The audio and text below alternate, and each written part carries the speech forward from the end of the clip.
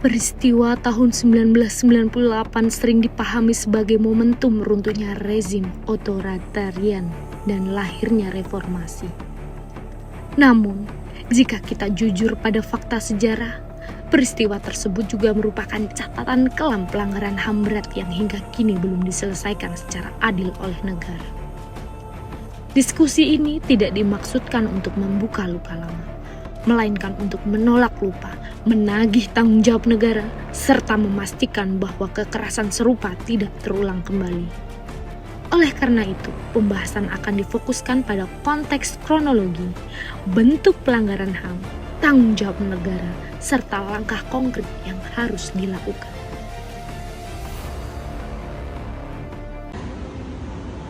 Peristiwa 1998 tidak muncul secara tiba-tiba.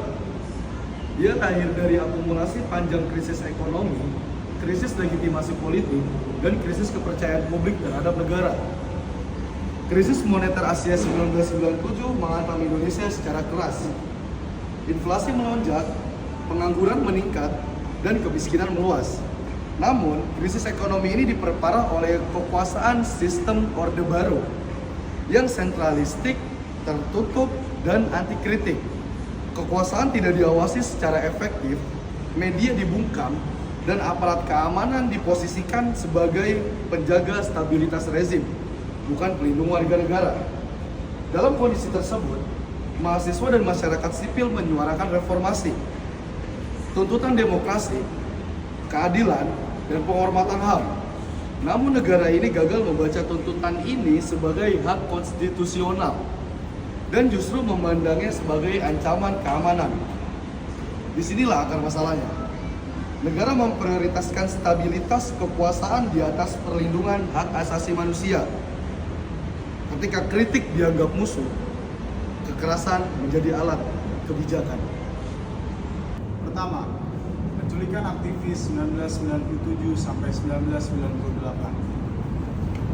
Sejumlah aktivis pro-demokrasi diculik secara sistematis, ditahan di tempat rahasia, disiksa, dan sebagian hingga kini tidak diketahui bagaimana nasibnya. Ini bukan pelanggaran biasa, melainkan penghilangan orang secara paksa. Kejahatan berat yang dilarang dalam hukum internasional. Kedua, 12 Mei 1998. Tragedi ini dinamakan tragedi Trisakti.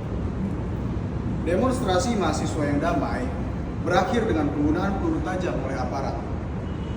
4 mahasiswa tewas. Peristiwa ini menegaskan bahwa negara menggunakan kekuatan mematikan terhadap warga sipil yang sedang menjalankan hak berekspresi. Ketiga, kerusuhan Mei 13 sampai 15 Mei 1998. Penjarahan, pembakaran, dan kekerasan seksual terjadi secara masif, terutama terhadap perempuan etnis Tionghoa. Negara gagal menjalankan fungsi paling dasar, yaitu melindungi keselamatan warganya.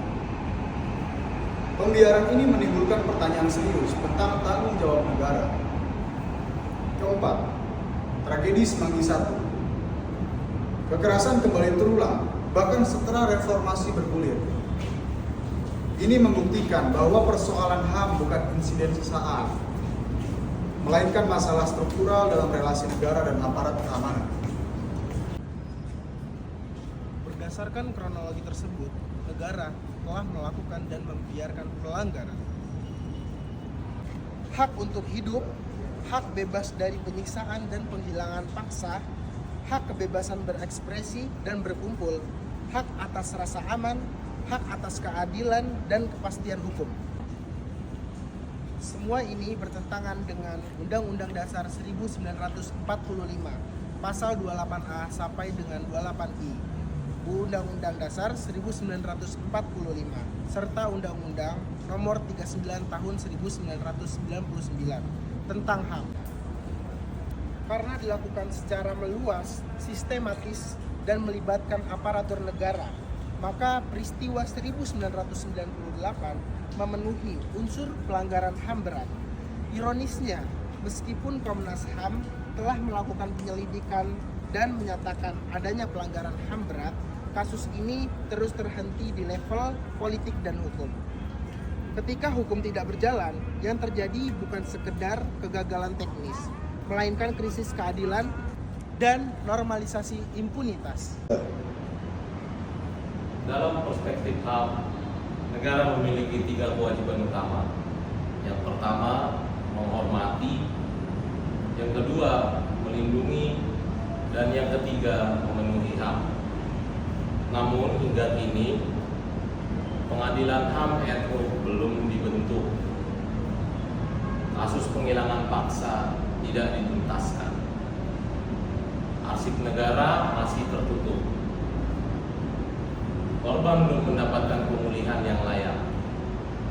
Padahal korban berhak atas kebenaran atau right to truth, keadilan atau right to justice, pemulihan berupa reparasi, rehabilitasi, kompensasi, dan jaminan ketidakberulangan. Langkah konkret yang seharusnya diambil oleh negara adalah yang pertama, membentuk pengadilan HAM ad hoc. Yang kedua, menuntaskan seluruh kasus penghilangan paksa. Yang ketiga, membuka arsip militer dan negara. Yang keempat, memberikan reparasi menyeluruh kepada korban. Yang kelima, melakukan reformasi sektor keamanan secara serius. Rekonsiliasi tanpa kebenaran dan keadilan bukan penyelesaian, melainkan cara harus untuk mengubur tanggung jawab negara.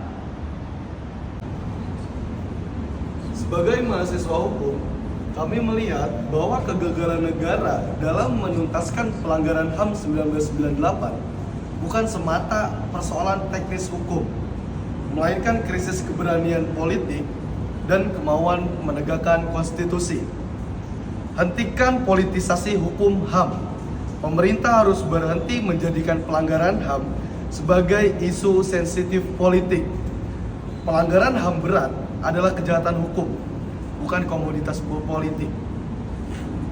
Segera bentuk pengadilan HAM ad hoc.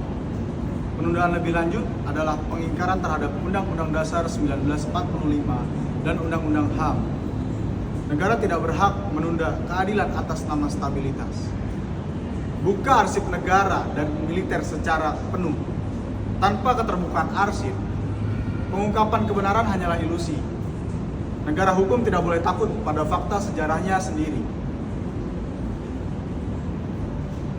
Tempatkan korban sebagai subjek, bukan objek kebijakan. Korban harus dilibatkan dalam setiap penyelidikan, peradilan, hingga pemulihan. Hak korban bukan belas kasihan, melainkan hak hukum. Reformasi pendidikan dan praktik hukum HAM. Negara harus memastikan aparat penegak hukum memahami HAM bukan sebagai hambatan keamanan, tetapi sebagai batas sah penggunaan kekuasaan. Sebagai mahasiswa hukum, kami menolak mewarisi sistem hukum yang membenarkan lupa dan memaafkan tanpa keadilan. Negara hukum yang gagal mengadili pelanggaran masa lalunya sedang menyiapkan kejahatan di masa depan. Kami tidak menuntut kesempurnaan. Kami menuntut kejujuran hukum dan keberanian konstitusional.